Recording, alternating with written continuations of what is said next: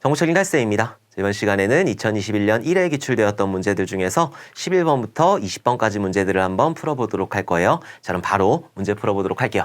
시스템 객체 접근을 개인 또는 그룹의 식별자에 기반한 방법으로 어떤 종류의 접근 권한을 가진 사용자가 다른 사용자에게 자신의 판단에 따라 권한을 허용하는 접근 제어 방식은 일단 접근 제어 정책 같은 경우에는 맥, 덱, 알백 이렇게 세 가지가 있어요. 그래서 맥이라고 하는 게 있는 거고, 자 그리고 덱이라고 하는 게 있는 거고, 마지막으로 알백이라고 하는 게 있다. 맥 같은 경우에는 강제적 접근 통제가 되는 거고, 자, 덱 같은 경우에는 임의적 접근 통제가 되는 거고, 그리고 알백 같은 경우에는 역할 기반 접근 통제가 되는 거예요. 역할 기반. 그래서 맥, 강제적 접근 통제는 어떤 주체가 있어요. 보안 주체가 있고 신원이라고 하는 게 있단 말이에요. 자, 그럼 얘 같은 경우에는 뭐 군대에서 소령 이상 봐라. 그러면은 여기 뭐 중위라든지 소위라든지 이런 사람들을 볼 수가 없겠죠. 요게 이제 강제적 접근 통제가 되는 거예요. 여기 있는 보안 주체에 따라서 어떤 그 관리자가 얘는 누구 이상 볼 수 있어. 이렇게 하는 게 강제적 통제가 되는 거고, 덱 같은 경우에는 임의적 접근 통제가 되는 거죠. 근데 여기서 지금 보게 되면은 시스템 객체 접근을 개인 또는 그룹의 식별자에 여기까지 보게 되면은 알백이 될 수가 있어요. 근데 뒤에 보면은 권한을 가진 사용자가 다른 사용자에게 자신의 판단에 따라 권한을 허용하는 접근 제어 방식이라고 했단 말이에요. 여기 있는 덱이라고 하는 게 뭐냐면은 내가 어떤 권한을 가지고 있어요. 내가 이거를 소유하고 있을 때, 야, 넌 나랑 친하니까 이거 볼 수 있어. 야, 넌 나랑 친하니까 이거 볼 수 있어. 에이, 넌 나랑 어저께 싸웠잖아. 그러니까 못 봐. 이렇게 하는 게 덱이라고 하는 거예요. 임의적 접근 통제. 그러니까 얘는 소유자가 하는 거예요. 소유자가 뭔가 권한을 줄 수 있게 되는 거고, 알백 같은 경우에는 역할에 기반한 거예요. 내가 어떤 뭐 총무부에 들어가 있다 그러면은 총무부가 볼 수 있는 것들을 볼 수 있는 거고, 뭐 내가 기획부에 들어가 있다 그럼 기획부에 있는 것들을 볼 수 있는 거고, 그게 이제 알백, 역할 기반 접근 통제가 된다. 지금 11번에서 설명하는 거는 위에는 어떻게 보면 알백이 될 수가 있는데 밑에서 명확하잖아요. 권한을 가진 사용자가 다른 사용자에게 너 나 친하니까 자신의 판단에 따라 권한을 허용하는 접근 제어 방식이라고 했기 때문에 여기서는 덱이 되는 거예요. 요거 덱, 임의적 접근 통제 아무 걸로나 쓰셔도 되는 거예요. DAC 쓰셔도 되는 거고, 이거에 대해서 다 쓰실 이유는 없다. 영어 시험 보는 거 아니니까 임의적 접근 통제 이렇게 써주시면 될 것 같아요.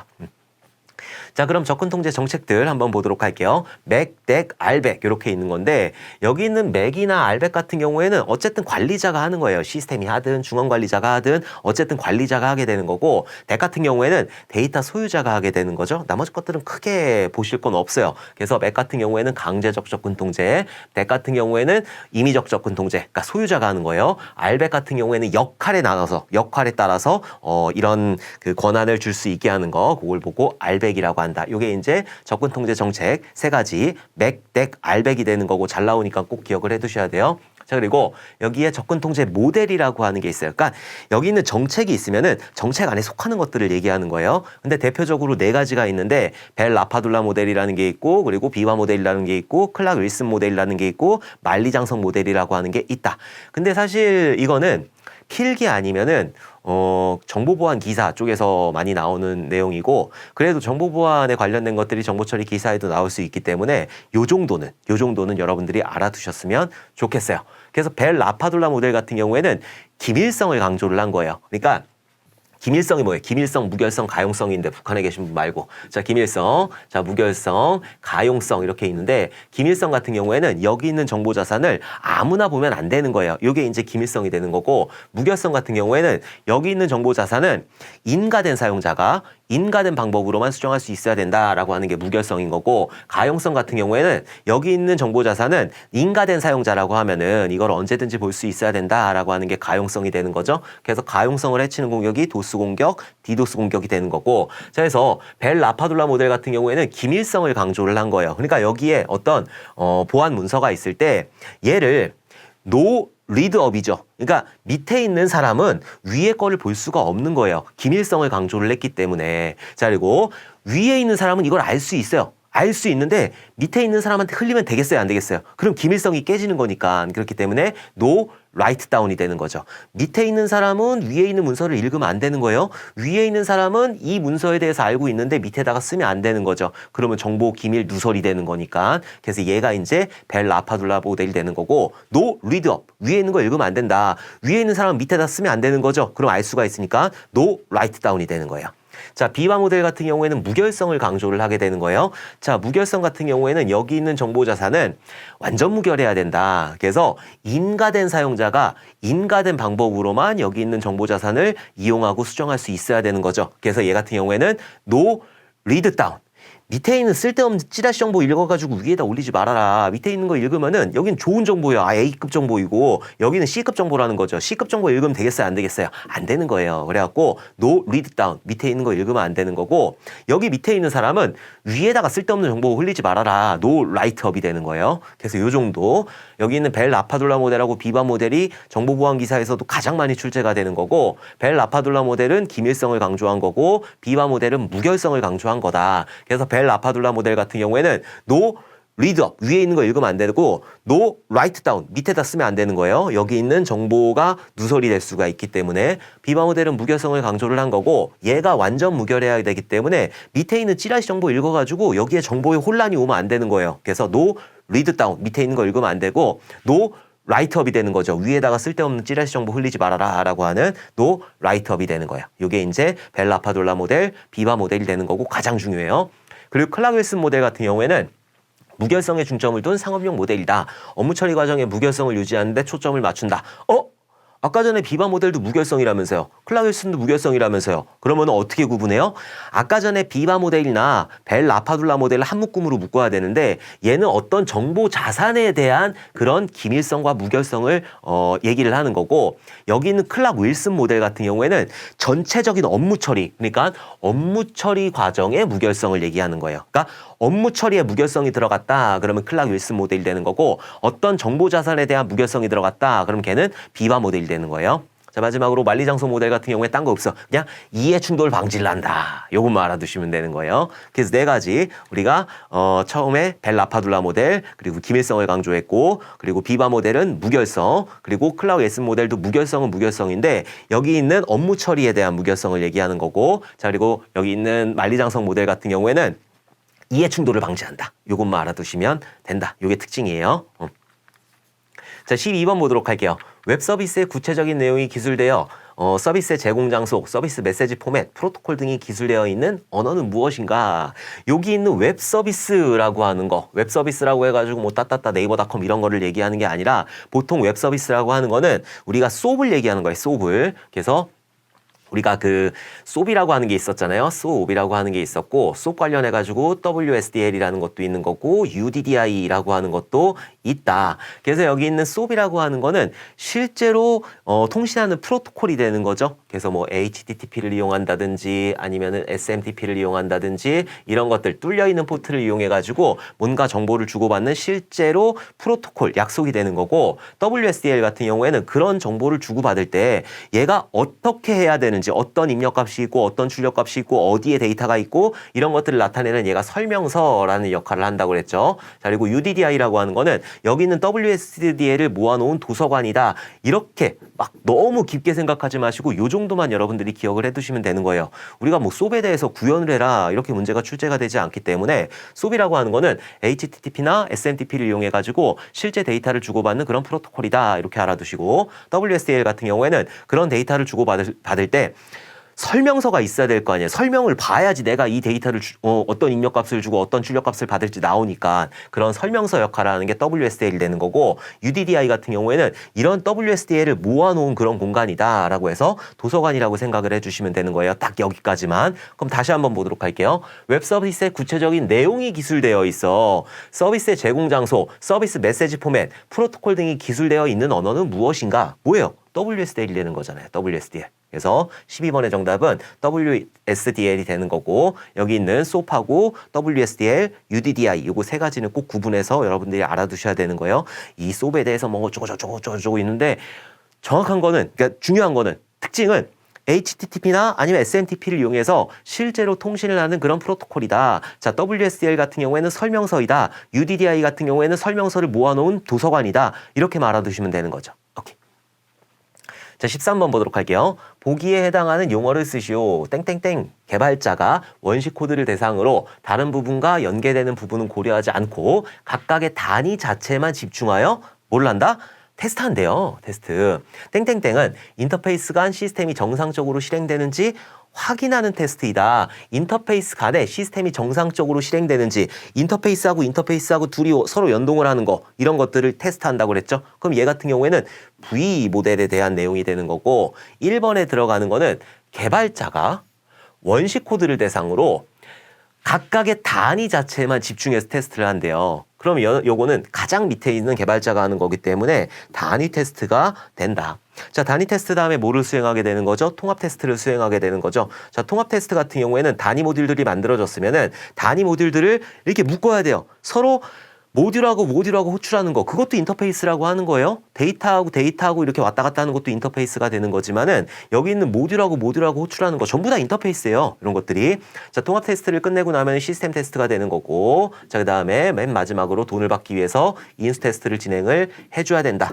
자, 단위 테스트에서는 개발자가 보통 진행을 하게 되는 거고 내가 만든 모듈이 정확하게 동작을 하는지 소스 코드의 표준이라든지 이런 것들은 위배되는 게 없는지 그래서 단위 테스트라는 거. 자, 그리고 기능들이 동작하는지 입력한 값을 넣어가지고 출력한 값이 정확하게 나오는지 이런 단위 테스트가 아니라 정적 테스트죠. 정적 테스트. 정적 테스트를 수행하게 되는 거고 동적 테스트를 이렇게 수행을 해줄 수가 있다. 물론 통합 테스트에서도 정적 테스트, 동적 테스트, 시스템 테스트에서도 마찬가지로 수행을 하는 거예요. 근데 보통 단위 테스트에서 개발자가 수행할 수 있는 범위가 요거밖에 없으니까 그래서 여기서 분류를 해가지고 정적, 동적으로 나눴고 그 다음에 통합을 했어요. 근데 단위 모듈들을 만들었으면 통합 테스트를 진행을 해야 된단 말이라 그래서 여기서는 여러 가지 방법이 있는데 점진적 방법이라는 게 있고 자 그리고 비점진적 방법이라는 게 있어요. 자 점진적 방법 같은 경우에는 점진적으로 이렇게 테스트를 하게 되는 거 이걸 보고 점진적 방법이라고 하는 거고 여기에는 두 가지 상향식 테스트라는 게 있고 하향식 테스트라는 게 있다.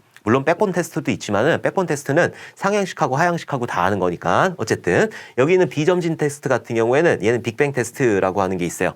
상향식 같은 경우에는 밑에서 클러스터 단위로 말아 올리면서 테스트를 진행을 하게 되는 거고 하향식 같은 경우에는 메인 모듈부터 시작해가지고 테스트를 진행을 하는 거예요. 그래서 상향식 테스트 같은 경우에는 위에서 뭔가 모듈이 만들어지지 않았다라고 하면은 드라이버라고 하는 걸로 이렇게 대체를 하게 되는 거고 하향식 같은 경우에는 하이 모듈이 만들어지지 않았다라고 하면은 스톱이라고 하는 걸로 대체를 하게 된다. 빅뱅 테스트는요? 그런 거 없어요. 그래서 여기서 통합 테스트에서 알아둬야 될 거 이런 것들 정리를 해주셔야 되는 거고 자 그다음에 이제 다 통합을 했단 말이에요. 인터페이스들 잘 되는지 다 통합을 해가지고 이거를 실제로 운영되는 환경 혹은 테스트한 환경에다가 올려야 되겠죠. 많은 사람들이 테스트를 해야 되는 거고 이게 운영이 돼야 되기 때문에 그래서 시스템 테스트에서는 기능 테스트라는 거하고 비기능 테스트 서버에 올려가지고 기능 테스트하고 비기능 테스트를 수행을 하게 되는 거예요.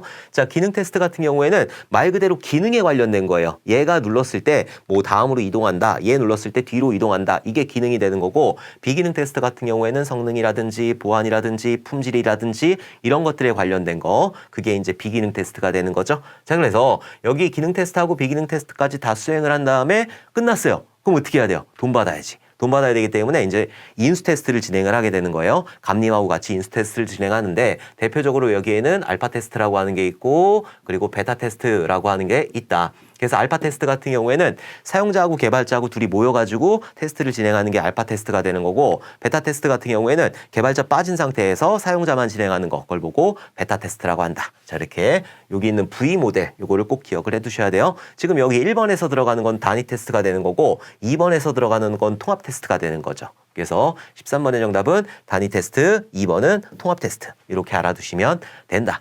테스트 같은 경우에는 나올 거 정말 많아요. 거의 매번 한 문제씩 출제가 되고 있기 때문에 뭐 테스트 커버리지의 개념, 뭐 테스트를 얼마큼 수행했는지 그런 것들 나타내는 척도이다 이런 것들도 알아주셔야 되는 거고 테스트 오라클 그래서 이 그 테스트의 결과가 참인지 거짓인지 판단하기 위해서 미리 정의된 참값을 대입해서 비교하는 활동 혹은 기법 이렇게 알아두시면 되는 거고 테스트 오라클 같은 경우에는 참 오라클 그리고 샘플링 오라클 그리고 휴리스틱 오라클 그리고 일관성 검사 오라클 이렇게 네 가지가 있다라고 하는 거. 자 그리고 테스트 같은 경우에는 용어들이 있단 말이야. 파레토의 법칙 같은 경우에는 20%의 핵심 모듈에서 80%의 오류가 발생을 한다라고 하는 파레토의 법칙이라는 것도 있는 거고. 자 그리고 그 살충제 패러독스. 그래서 똑같은 케이스로만 똑같은 테스트 케이스로만 반복을 하게 되면은 다른 케이스에서 오류가 발생을 할 수 있기 때문에 테스트 케이스를 주기적으로 바꿔야 된다라고 하는 게 살충제 패러독스가 되는 거니까는 그런 용어들도 여러분들이 조금 기억을 해두시면 좋을 것 같아요. 오케이.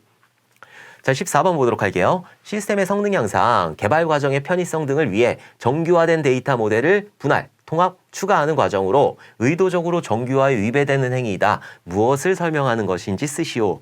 이거는 정말 잘 나오는 개념이잖아요. 우리가 지난 2020년도 거기서도 반정규화에 대해서 쓰시오라고 나왔었고, 지금 여기서도 반정규화를 쓰시오. 이건 반정규화에 대해서 쓰시오가 아니라 반정규화를 쓰시오라고 하는 개념이기 때문에 14번의 정답은 반정규화 혹은 역정규화 혹은 비정규화, 똑같은 얘기예요. 자, 이렇게 써주시면 된다.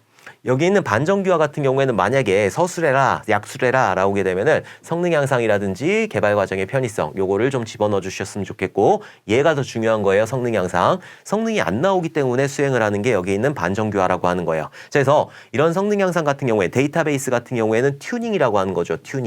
튜닝이라고 한다. 우리 지난 시간에 21년도 1회 1번부터 10번에서 제가 정규화에 대해서 설명을 드렸기 때문에 정규화에 대해서는 설명을 드리진 않을 거고, 요 반정규화 같은 경우에는 어디에서 수행을 하게 된다? 여기 있는 물리설계에서 수행을 하게 되는 거예요. 개념설계, 논리설계, 물리설계가 있는데 여기 있는 물리설계에서 수행을 하는 게 여기 있는 반정규화가 되는 거고, 반정규화 같은 경우에는 무작정 수행을 하는 게 아니에요. 여러 가지 뭐 클러스터링을 한다든지 뭐 파티션을 나눈다든지 뷰를 만든다든지 인덱스를 설계한다든지 그런 것들도 하고 튜닝이라는 작업도 거치고 이런 것들을 해가지고 여기는 반정규화를 다 안 된다라고 했을 때 결국은 반정규화라는 거를 수행을 해주게 된다. 이렇게 알아두시면 될 것 같아요.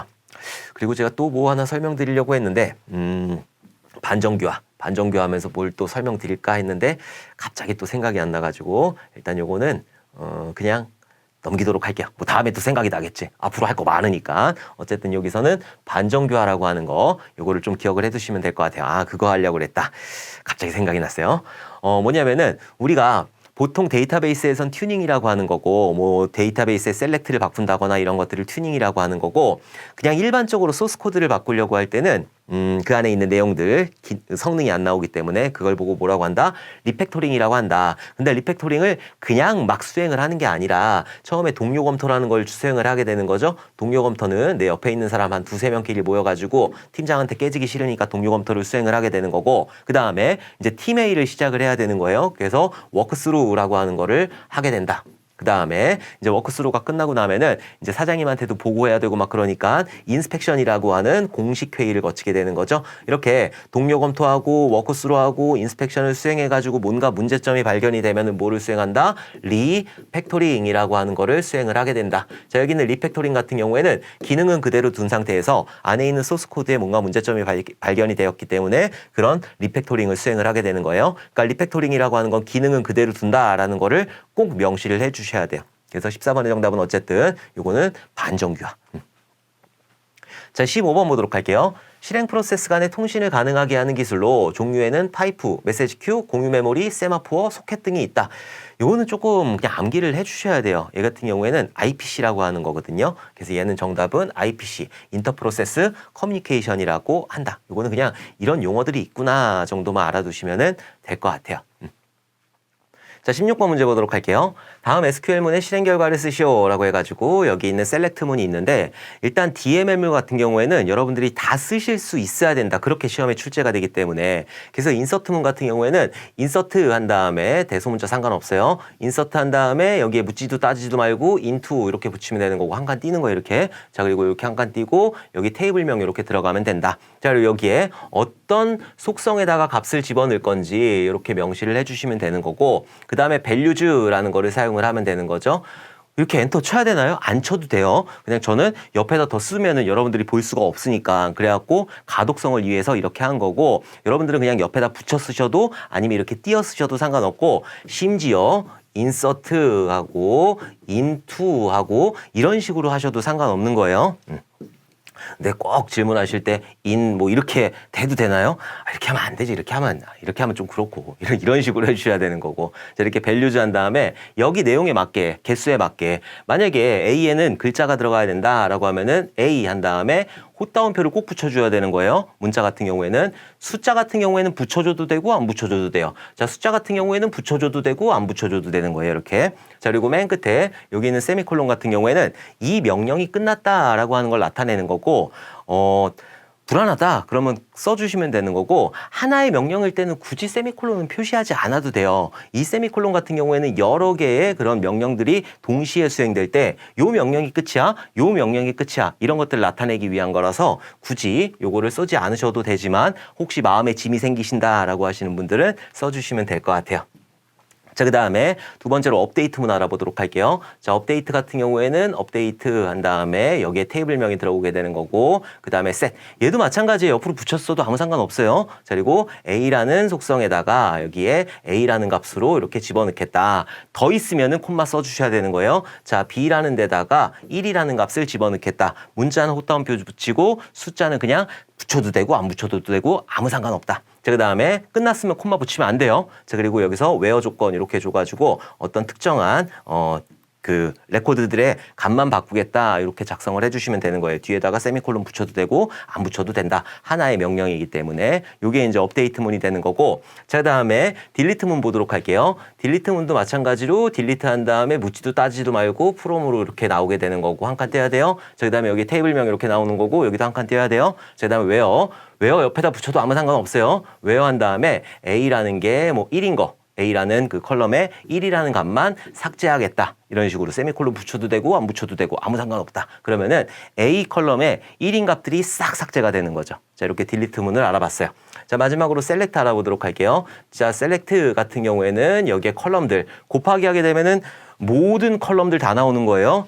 명시해도 되는 거고, 그 다음에 프롬 한 다음에 여기 어떤 테이블명 들어가게 되는 거고, 얘가 가장 기본적인 형태가 되는 거죠. 자, 그 다음에 나오는 게 조건, 어떤 조건을 이용해 가지고 데이터들을 추릴 수가 있다. 만약에 확장해서 조건을 주겠다라고 하면은 AND라든지 OR라든지 자, 이런 것들을 이용을 하면 되는 거고, 그 다음에 그룹핑 시킬 수가 있단 말이에요. 그래서 그룹 바이라고 하는 거를 이용을 하게 된다. 그래서 어떤 컬럼을 기준으로 그룹 바이를 하겠다. 근데 이렇게 그룹핑을 시켰을 때는 집계함수라는 걸 사용할 수 있다라고 그랬죠. 집계함수는 여기하고 어디서 해빙절에서만 사용을 할 수가 있어요. 자, 해빙 같은 경우에는 이 그 그룹핑을 했을 때 집계함수를 이용해 가지고 조건을 주게 되는 거예요. 여기서 카운트라든지 여기서 썸이라든지 이런 거 못 해요. 여기서 하게 되는 거예요. 만약에 썸 해가지고 여기에 점수가 얘가 크거나 같냐 100 이상인 거 이런 식으로 사용을 하는 게 해빙절이 되는 거고, 요게 이제 그룹에 관련된 거. 마지막에 오더바이 절이 되는 거죠. 오더바이 해가지고 얘 같은 경우에 정렬에 관련된 거고,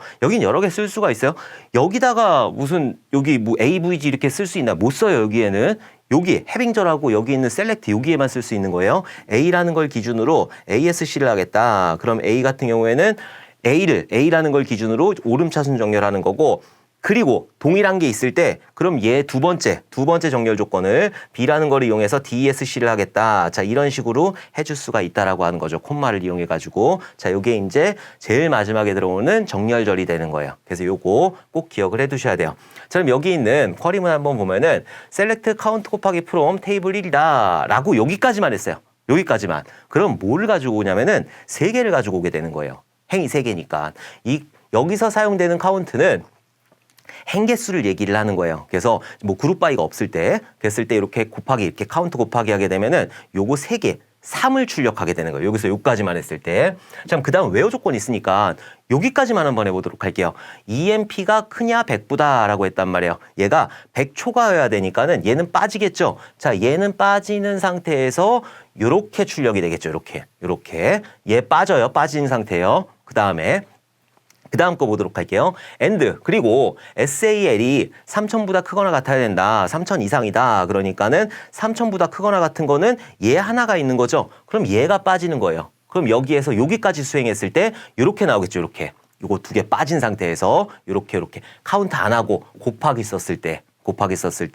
자, 그리고 마지막에 OR, EMP 넘버가 200이다 라고 하게 되면은 여기 나와 있는 거 그냥 그대로 나오면 되는 거고, 만약에 여기가 100이다 라고 하게 되면은 혹은 얘까지 포함을 하게 되는 거죠. 그래서 이렇게 2개 행이 이렇게 나오게 된다. OR EMP 넘버가 100이다 라고 했을 때는. 근데 지금 여기서는 OR 했을 때 얘도 OR에 있는 것도 여기에 있는 거를 가리키고 있기 때문에 얘 같은 경우에는 요거 한 행만 나오게 되는 거예요. 만약에 여기가 그냥 곱하기라고 했을 때, 혹은 EMP 넘버 콤마 SAL이라고 했을 때 그때 여기에서 요렇게 출력이 되는데 얘 빠지고 이렇게 출력이 되는 거고, 근데 지금은 뭘 출력하라고 그랬냐면은 행개수를 출력하라고 그랬어요. 행개수. 그래서 행개수 하나를 이렇게 출력을 해주게 되는 거예요. 그래서 1 이렇게 출력을 해주셔도 되는 거고, 요구사항이 있을 거예요. 그 데이터베이스 같은 경우에 요구사항이 있는데 거기다가 무슨 컬럼명까지 써라 라고 하게 되면은 지금 요 형태에서는 어떻게 나오냐면은 카운트 여기에 곱하기 한 다음에 1. 자, 이런 식으로 테이블 형태로 이렇게 나오게 되는 거예요. 여기 있는 거 그대로. 이거 꼴보기 싫잖아요. 그래갖고 여기에다가 알리아스를 줄 수가 있어요. 이렇게 해가지고 여기다가 알리아스를 어떻게 줄 거냐. as 한 다음에 cnt다. 이렇게 알리아스를 주게 되면은 여기 카운트 곱하기가 CNT 이렇게 바뀌게 되는 거예요. 요게 이제 알리아스의 역할이 된다. 그래서 만약에 여기다가 이런 식으로 쓰게 되면은 CNT1이라는 그런 표 형태가 만들어지게 되는 거죠. 어쨌든 여기서 카운트를 사용하게 되면은 행개수를 얘기하게 되는 거예요. 그래서 정답은 1 이렇게 써줘도 되고, 여기 위에다가 COUNT 그 다음에 곱하기 해가지고 1 이런 식으로 써주셔도 상관이 없다. CNT1 써주시면 안 돼요. 왜냐면 여기다 알리아스 안 했기 때문에. 요렇게 써주시든지 1만 써주시든지 둘 중에 하나를 써주셔야 되는 거예요. 다른 거 정답으로 인정 안 되나요? 안 돼요. 안 돼요. 자, 17번 보도록 할게요. 다음 파이썬 프로그램의 실행 결과를 쓰시오라고 해가지고 얘 같은 경우에는 클래스인데, 내가 지금 파이썬에서 클래스를 모른다고 하더라도 자바에서 클래스를 공부를 했잖아요. 클래스 같은 경우에는 구조를 얘기하는 거고, ARR이라는 클래스가 있는데 이 안에 A라는 그런 멤버 변수가 있다. 이 멤버 변수는 여기 있는 리스트를 가지고 있다. 이렇게 봐주시면 되는 거죠. 나머지 것들 여기에 있는 게 실행되는 내용이기 때문에 이것만 봐주시면 되는 거예요. 근데 이것도 되게 헷갈려 하시는 분들 되게 많아요. 자, 보면 str이라고 하는 그런 변수를 만들어 놓고 여기 한 칸 띄었다고 할 거야. 여기 한 칸 띄었다고 이렇게 가정을 하고, 그럼 공백이 하나가 들어가 있죠. 자, 그리고 포문을 만났어요. 자, 포문 같은 경우에는 여기 있는 파이썬의 포문 같은 경우에는 여기에 있는 내용들을 하나씩 i에다 집어넣은 다음에 밑으로 내려가게 되는 거죠. 끝날 때까지. 그럼 지금 여기서 arr.a라고 그랬으니까 arr이 가지고 있는 a에 있는 거, 이거를 참조하게 되는 거잖아요. 그래서 처음에 있는 seoul이라고 하는 거를 어디다 집어넣어요? i에다 집어넣는 거예요. 그럼 i에다가 seoul이라는 걸 이렇게 집어넣고 밑으로 내려가는 거죠. 자, 다음에 str은 str 플러스 i의 0번 인덱스라고 그랬어요. i는 얘를 가지고 있고 0번 인덱스에 뭐가 있어요? 얘가 0번이고 얘가 1번이 되는 거잖아요. 0번 인덱스에 대문자 s가 들어가 있는 거죠. 여기 지금 str에 뭐 들어가 있어요? 공백 들어가 있어요. 자, 공백이 이렇게 하나 들어가 있다라고 할게요. 자, 그러면은 요 내용이 뭐냐면은 공백 플러스 s가 되는 거잖아요. 그렇죠? 그럼 공백 s가 되는 거죠. 만약 공백이라고 가정했을 때 그럼 공백 s가 되는 거죠. 그럼 공백 s를 어디다 넣어요? str에다 집어넣는다. 그래서 공백 s가 str에 이렇게 들어가게 되는 거고, 공백이라고 봤을 때를 가정한 거예요. 자, 그 다음에 프린트를 할 거예요. 그래서 프린트를 해가지고 공백 s를 출력한다. 틀렸죠.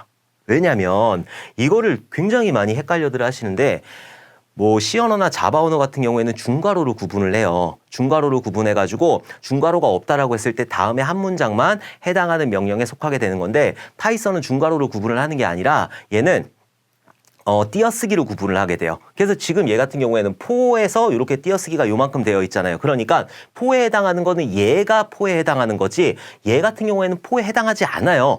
포가 끝나고 나와야지 얘를 수행을 할 수 있는 거잖아요. 들여쓰기니까. 그러니까는 얘 같은 경우에는 중괄호가 없는 형태이다라고 보시면 되는 거죠. 그러면은 얘를 중괄호 형태로 프린트를 계속하고 싶다 그럼 얘를 들여쓰기 하면 되는 거예요. 여기 str 요 라인에 맞춰가지고 파이썬은 들여쓰기로 중괄호를 구분하기 때문에. 자, 어쨌든 여기에서는 첫 번째로 ARR에 A에 있는 거, 여기 서울에 있는 거를 가지고 와서 공백 S가 되는 거죠. 자, 올라가요. 올라가가지고 그 다음 요소 경기라고 하는 거를 i에다 집어넣는 거예요. 그럼 i에다가 경기라고 하는 게 이렇게 들어가게 될 거고, 밑으로 내려와가지고 str 플러스 i의 0번 인덱스예요. str에 뭐 들어가 있어요? 이렇게 공백하고 s 들어가 있는 거죠. 그 다음에 여기다가 뭘 대입하라고 그랬어요? i의 0번 인덱스라고 그랬으니까 i의 0번 인덱스 뭐예요? k예요. k가 이렇게 들어가는 거예요. 어떤 분들은 여기도 공백이 들어가야 되고 여기도 공백이 들어가야 되고 여기도 공백 들어가야 되고, 그래갖고 이게 답이 sk, i, d, D 이건데 여기 다 공백 들어가야 되는 거 아니에요? 라고 했는데 아니죠. 잘 보시면은 지금 여기에서 str에는 공백이 있다고 가정했을 때 공백 S가 되는 거죠. 자, 이거를 가지고 온 다음에 str에는 공백 S가 있잖아요. 플러스 문자열을 연결시켜라. K 값을 연결시켜라. 그럼 여기 공백이 어디 들어가요? 아무 데도 안 들어간단 말이에요. 중간에 공백 들어가는 거 없어요. 그렇기 때문에 여기 있는 공백 SK를 여기다가 이렇게 대입을 하겠죠. 그리고 프린트한다? 아니죠. 프린트 안 하고 위로 올라가겠죠. 자, 올라가가지고 i에다가 그 다음 요소 인천이라고 하는 거 요거를 담아서 밑으로 내려올 거예요. 그래갖고 SK, 공백 SK에다가 i 값을 여기다 대입해라. i 값을 덧붙여라. 그걸 다시 str에다 집어넣었으니까. 그쵸? 요거의 연산 결과를 str에다 집어넣게 되는 거니까. 자, 그 다음에 뭐예요? 대전을 가지고 와서 D를 여기다가 추가해라. 대구를 가지고 와서 D를 여기다 추가해라. 마지막으로 부산을 가지고 와가지고 여기서 P를 추가해라. 자, 이런 식으로 되는 거잖아요. 그러니까 요거의 정답, 요거가 다 가지고 와서 다 끝내고 나면은 여기 있는 포문을 탈출할 거란 말이에요. 자, 그 다음에 str에 있는 거를 출력하게 되니까는 SKI, DD, 얘가 부산은 원래 B로 나타내야 되는데 B. 이게 정답이 어떻게 되는지. P네, P. 부산을 P로 했어요. P. 그래서 여기에 P가 이렇게 들어가가지고 SKIDD P 이런 식으로 출력이 되게 되는 거예요. 왜 그런지 아시겠죠?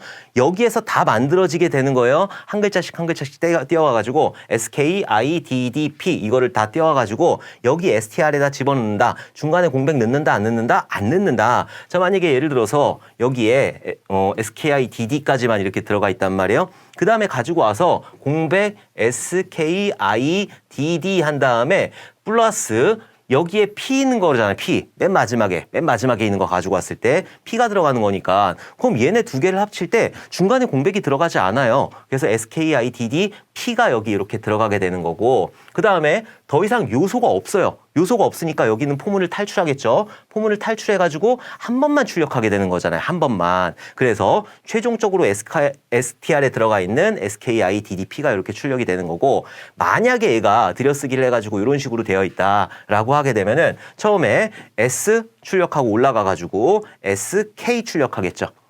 STR이 계속 누적산 하는 거니까 그 다음에 SKI 이렇게 출력이 되겠죠. 자, 이런 식으로 한 줄 한 줄 출력을 하기 위해서는 프린트가 들여쓰기가 돼야 되는 거예요. 그래서 여기 라인에 맞춰줘야 된다.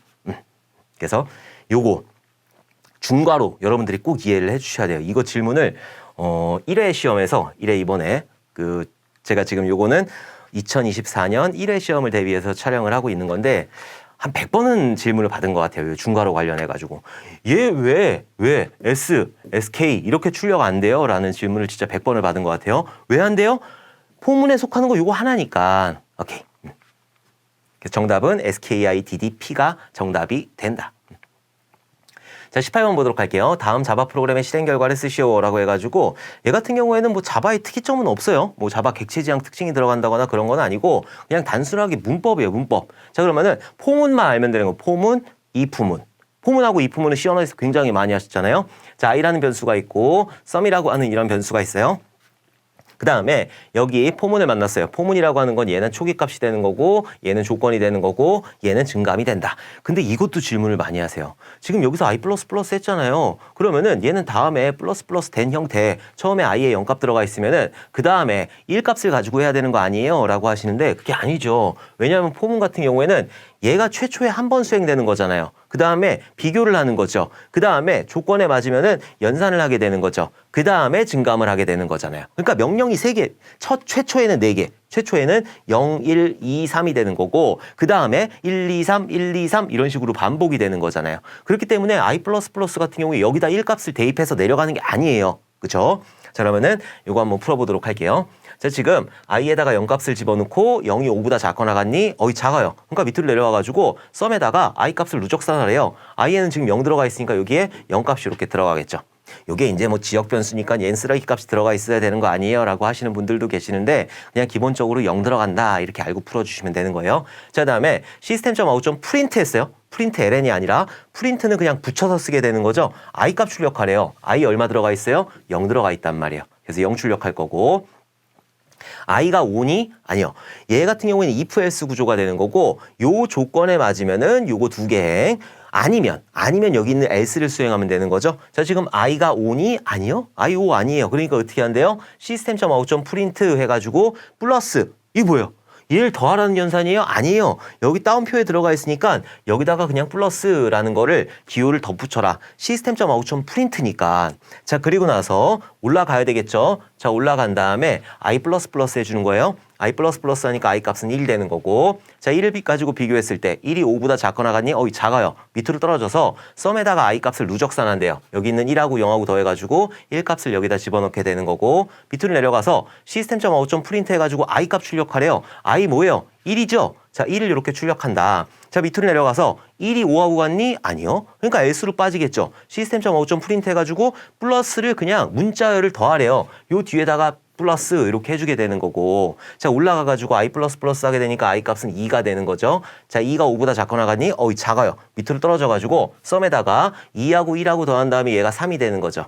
자, 그리고 밑으로 떨어질 거예요. 뭘 출력하래요? i 값을 출력하래요. i 값은 지금 얼마 들어가 있어요? 2 들어가 있단 말이에요. 자, 밑으로 내려와서 2하고 5하고 같니? 아니요. else로 가면 되는 거죠. 자, 여기가 플러스 이렇게 될 거고, 올라간 다음에 i는 3이 될 거예요. 자, 그리고 나서 3은 5보다 작으니까 밑으로 떨어져가지고 썸에다가 i에 있는 3하고 썸에 있는 3하고 두 개를 더해가지고 6값을 이렇게 만들어주게 되는 거죠. 썸에는 그냥 계속 더하기만 하는 거예요. 한 번도 출력하라는 거 없었잖아요.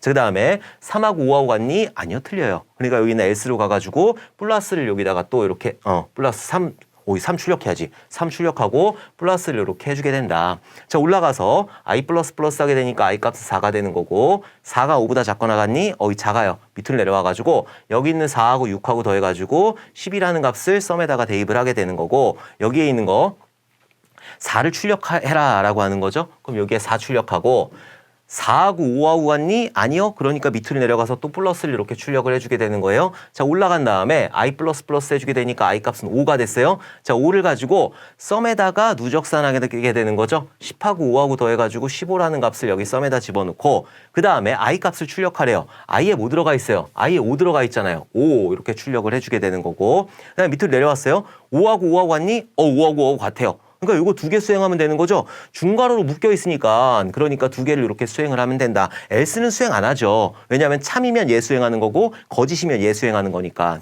여기서 뭐를 했느냐? system.out.print 해가지고 는 했어요. 그럼 여기가 는 될 거고, 그 다음에 system.out.print 해가지고 sum 했어요. sum에 무슨 값 들어가 있어요? 15 들어가 있단 말이에요. 그럼 여기에 15, 자, 이런 식으로 써주시면 되는 거죠. 자, 그러면은 요 프로그램을 수행을 시켰을 때 0 더하기 1 더하기 2 더하기 3 더하기 5, 4 더하기 5는 15이다. 이런 식으로 출력을 할 수 있게 된다. 그래서 얘가 답이 되는 거예요. 얘가. 그리고 올라가야 돼요. i++ 하니까 i 값은 6이 되는 거고, 비교. 6이 5보다 작거나 같니? 아니요. 6은 커졌잖아요. 5보다. 그렇기 때문에 여기 있는 포문을 아예 탈출하게 된다. 그래서 요거를 출력해 보게 되면은 0 더하기 1 더하기 2 더하기 3 더하기 4 더하기 5는 15이다. 이런 식으로 출력이 되는 거예요. 왜 엔터 안 쳐요? 프린트니까 이건 맨 뒤에니까 여기 프린트 ln 써도 아무 상관없어요. 그다음 프린트니까 계속 붙여서 쓰라고 하는 그런 의미가 되는 거죠. 오케이. 그래서 18번의 정답은 이런 식으로 작성을 해주시면 된다. 자, 19번 보도록 할게요. 다음 자바 프로그램의 실행 결과를 쓰시오라고 해가지고, 자바 같은 경우에는 동적 배열 형태를 취할 수가 있어요. 그게 무슨 얘기냐? 지금 각가로 2개 들어갔다. 그럼 얘는 2차원 배열이에요, 무조건. 각가로 하나는 1차원 배열이고 각가로 2개는 2차원 배열이에요. 왜요? 얘 뭐예요? 대문자 A예요? 얘 뭐예요? 소문자 A예요? 곽가로 하나 쓰면 뭐예요? 얘는 1차원 배열이에요? 각가로 2개 쓰면 2차원 배열인 거예요. 왜 그런 거예요? 이거 왜 그런 거예요? 설명을 할 수가 없는 거예요. 문법이니까. 그래서 지금 여기서 보면은 각가로를 2개 썼기 때문에 얘는 2차원 배열이 되는 거고, 영행에 요 덩어리가 들어가게 되는 거죠. 그래서 여기에 45라는 값하고 50이라는 값하고 75라는 값, 요렇게 하나의 행이 만들어지게 되는 거고, 그 다음에 1행에 89라는 값만 들어가 있는 거예요. 89라는 요 하나의 하나의 열만 이렇게 들어가 있게 된다. 자, 그 다음에 system.out.print ln 했어요. ln. val에 0에 length이다 라고 했어요. 얘는 0이라고 각가로 하나라고 그랬잖아. 하나면 얘는 뭐예요? 영행을 얘기하는 거고, 영행의 length이다. length는 개수 구하면 되는 거예요. 하나, 둘, 셋.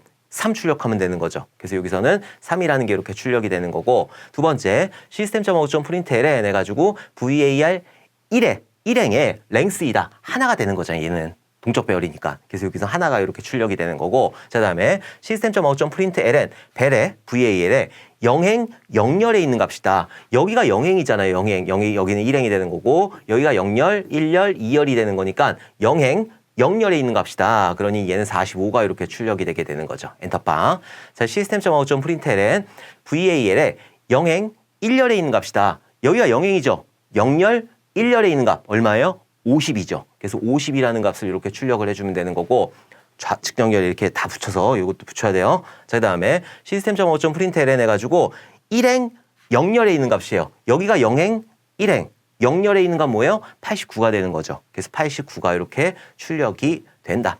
1행 1열 이렇게 출력하려면요 못해요. 왜냐면은 얘 같은 경우에는 범위를 벗어났기 때문에 동적으로 얘가 자동으로 여기 생성이 되는 게 아니에요. 영행에 3개의 열이 나오는 거고 1행에 1개의 열이 나오게 되는 거기 때문에 이렇게 1행 1열 이런 식으로 출력하면 오류가 발생을 할 수도 있다. 그래서 여기에서는 전부 다 출력하게 되면은 31, 45, 50, 89 이런 식으로 출력이 되게 되는 거예요.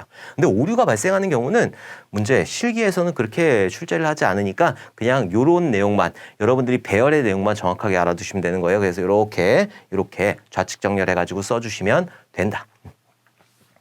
자, 20번 보도록 할게요. 다음 C 프로그램의 실행 결과를 쓰시오라고 해가지고 얘는 구조체 관련된 내용이에요. 자, 구조체 같은 경우에는 사용자 정의 타입의 변수이다. 자, 우리가 int라고 하는 거를 쓰게 되면은 그냥 정수형을 쓸 수 있는 거잖아요. 캐릭터라고 쓰게 되면은 얘는 문자를 하나 쓸 수 있게 되는 거고, 더블을 쓰게 되면 얘는 실수형을 쓰게 되는 거고. 근데 만약에 내가 객체를 공부하셨으니까, 자바에서 객체 지향을 공부하셨으니까 내가 만약에 회원의 어떤 학생의 이름하고 점수를 가지고 있어야 된다. 그러면은 지금 기본적인 형태만 가지고는 표현할 수가 없어요. 그래서 2개씩 표현을 해야 되는 거예요. 이름이라고 하는 거는 캐릭터 형태로 해가지고 여기에 뭐 포인터 변수를 읽혀준다든지 1번 학생에, 그 다음에 점수 같은 경우에는 int 해가지고 num 1이다. 자, 이런 식으로 표현을 해줘야 되는 거잖아요. 이거를 60명이다. 그럼 60개를 쫙 만들어야 되는 거고. 그래서 이런 것들을 묶어가지고 하나의 사용자 정의 타입 변수를 만든 거, 이걸 보고 구조체라고 하는 거예요. 구조체하고 공용체하고 있는데, 구조체는 이런 구조, 여기 각각의 내용들을 담게 되는 거고, 공용체 같은 경우에는 메모리를 공유하는 거예요. 큰 거 기준으로 공유를 하게 된다. 자, 어쨌든 구조체하고 공용체는 제 강의 마지막에 있는 거 그것만 참조를 하시면 돼요. 자, 어쨌든 요거는 뭐냐면은 지금 인사라고 하는 그런 구조체를 만들 건데, 근데 여기 안에는 name 10이다. 그럼 10개가 들어갈 수 있는 그런 배열 공간이 만들어지게 되는 거죠. 자, 그리고 age라고 하는 건 그냥 숫자 형태가 되는 거고. 그러니까 인사라고 하는 하나의 덩어리는 여러 개 만들 수 있는 건데, 하나의 덩어리에는 캐릭터 name이라고 하는 거 10개의 배열이 만들어지게 되는 거고, 그 다음에 age라고 하는 2개의 변수가 한 묶음으로 되어 있다. 우리를 그냥 이거는 int 뭐 이런 식으로 선언을 한 거예요. 그냥 struct 인사라고 이렇게 선언을 한 거예요. 자, 2개가 만들어지게 되는 거고, 요 뒤에다가 이런 식으로 쓰게 되면은 여기 있는 구조체를 선언하면서 아예 정의까지 해버리게 되는 거죠. 근데 구조체의 특징이 뭐냐면은 순차적으로 들어가요. 순차적으로. 얘는 무슨 배열이에요? 1차원 배열이에요. 1차원 배열. 그쵸? 1차원 배열이죠? 왜? 가까로 하나니까. 가까로 하나니까 A라고 하는 건 1차원 배열이 되는 거고, 여기 있는 두 개가 여기에 0번 인덱스에 들어가요. 1차원 배열이니까 0번 인덱스에 들어가게 된다. 0번 인덱스에 들어가는데 여기 왜요? 이렇게 대입돼요. 그 문법이에요, 이것도. 여기에 마찬가지로 여기에 KIM이라고 하는 거하고, 자, 그리고 28이라고 하는 게 여기에 0번 인덱스에 이렇게 들어가게 되는 거예요. 그 다음에 1번 인덱스에 요거 2개가 들어가는 거죠. 순서대로 들어가는 거니까 문법이에요. 자, 이렇게 해가지고 여기에 LE라고 하는 거하고 38이라고 하는 거, 이런 식으로 들어가게 된다. 근데 1차원 배열을 이렇게 표현을 하게 되면은 좀 복잡하단 말이에요. 이렇게 구조체 같은 경우에는 이렇게 놓고 그러면 되게 복잡하단 말이에요. 그래서 제가 2차원 형태로 만들어요. 2차원 배열이 아니에요. 2차원 형태로 만들었다. 자, 그래서 A라고 하는 거가 있으면은 여기가 0번 인덱스, 여기가 1번 인덱스, 여기가 2번 인덱스, 여기가 3번 인덱스, 뭐 이런 식으로 순차적으로 되는 거고, 조금 뒤에다 써야 되겠네. A라고 하는 게 있으면은, 그리고 여기가 하나가 네임이 되는 거고, 그리고 여기가 age가 될 거예요.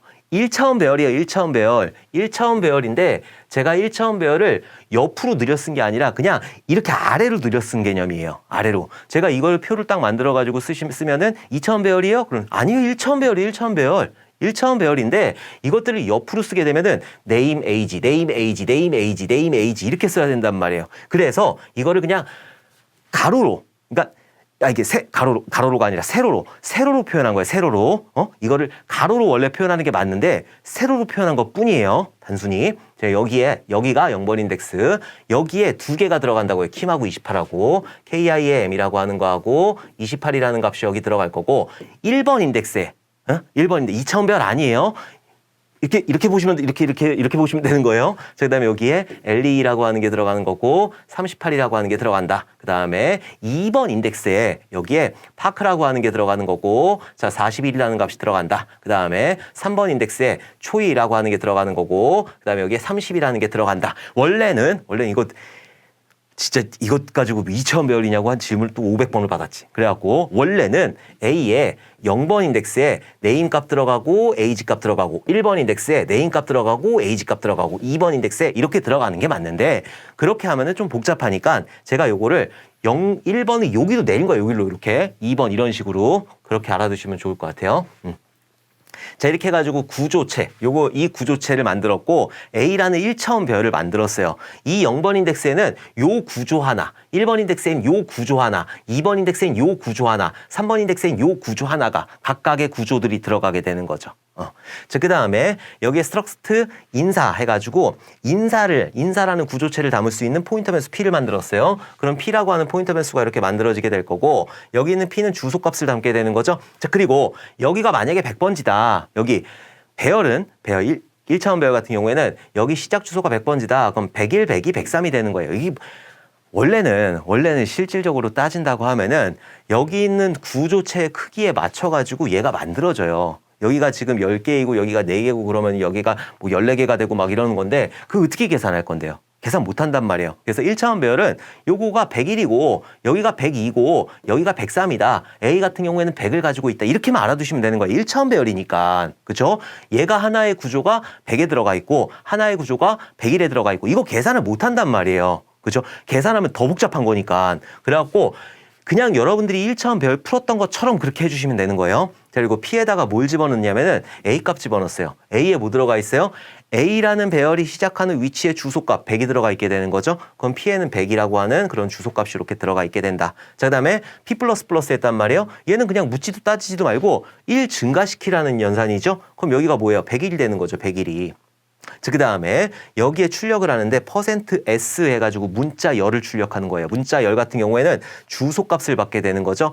P의 네임에 있는 거다. 그러면은 이렇게 P의 네임이라고 이렇게 하게 되면은 여기에 100일에 해당하는 네임의 첫 번째 주소값을 참조하게 돼요. 요거는 또 어떻게 보면 문법이 되는 거예요. 네임이라고 하는 거는 배열이잖아요. 배열. 그죠? 얘는 배열명이 되는 거죠. 배열명이 되기 때문에 얘는 이 안에 처음에 들어가 있는 KIM의 주소값을 가지고 있게 되는 거잖아요. 네임은. 그러니까 여기에 P의 네임이다라고 하는 거는 100일이 가리키고 있는 그 공간에 네임이 가리키고 있는 여기에 있는 첫 번째 위치의 주소값, 여기 있는 첫 번째니까 LE가 되는 거죠. 요 위치의 주소값을 %s로 이렇게 넘기게 되는 거예요. 그래서 얘 같은 경우에는 여기서부터 시작해가지고 쭉 끝날 때까지 이렇게 출력을 해주게 된다. 그래서 여기서는 E가 출력이 되는 거고 그리고 여기 한 칸 띄었다고 가정을 하고 그 다음에 P의 AG이다. 그럼 P가 가리키고 있는 얘는 지금 100일이잖아요. 100일이 가리키고 있는 그 공간에 AG가 얼마예요? 38이란 말이에요. 그래서 38이라고 하는 걸 이렇게 출력을 해주게 되는 거죠. 그래서 요거를 출력해 보게 되면은 LE 한 칸 띄고 38 이런 식으로 출력이 된다. 요게 2차원 배열이 아니에요. 그리고 이거를 가지고 뭐 스트럭트 구조에서 요 크기에 맞춰 가지고 여기가 100이고 여기가 뭐 114고 뭐 이런 식으로 하면 문제 풀 수가 없단 말이에요. 지금 여기선 플러스 1 했는데 그 다음에 있는 구조를 참조하고 있잖아요. 그렇기 때문에 여러분들이 그냥 알고 있는 1차원 배열이다. 그거 그대로 풀어 주시면 되는 거고 다만 여기 안에 이런 덩어리들이 있다. 이런 덩어리들이 있으니까 이런 덩어리들을 이용해서 이렇게 출력을 해준다. 이렇게 알아두시면 될 것 같아요. 그래서 20번의 정답은 LE하고 38 이게 출력이 된다. 구조체 같은 경우에는 왜 그런지 모르겠는데 정보처리 기사에서 굉장히 좋아해요. 그래서 필기 같은 경우에도 굉장히 많이 출제가 됐고 실기에서도 출제가 되고 있는 부분이기 때문에 구조체 내용, 구조체의 크기를 구한다거나 그런 것들도 여러분들이 꼭 알아두셨으면 좋겠어요. 자, 이렇게 해가지고 우리는 이번 시간에 20번까지 문제들을 한번 다 풀어봤고 이제 점점 나가면서 프로그래밍 언어 문제들이 점점 더 어려워질 거예요. 이제 23년도 들어가게 되면 진짜 굉장히 어려운 문제들 출제가 되고 있으니까 여러분들이 너무 방심하지 말고 지금까지는 쉬웠으니까 야 되겠네 이제 되겠다 너무 방심하지 마시고 잘 익숙해지셨으면 좋겠습니다. 자, 이번 시간 너무너무 고생 많으셨고 우리 다음 시간에 웃는 얼굴로 다시 뵙도록 하겠습니다. 감사합니다.